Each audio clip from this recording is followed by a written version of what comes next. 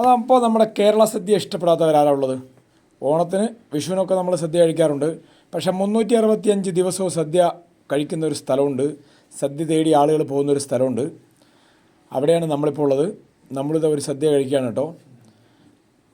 4 കൂട്ടം പായസമുണ്ട്, 10-28 ഐറ്റം ഫുഡുണ്ട്.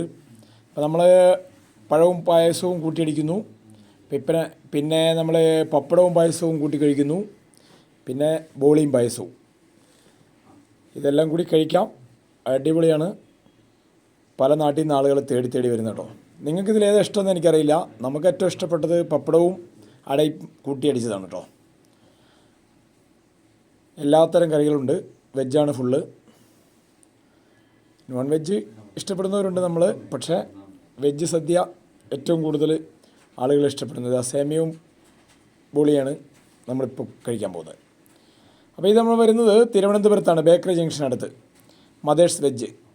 അപ്പോൾ തിരുവനന്തപുരത്ത് പോയവരൊക്കെ ഒരു തവണയെങ്കിലും മദേഴ്സ് വെജിൽ കയറി ഈ കേരള സദ്യ കഴിച്ചിട്ടുണ്ടാവും.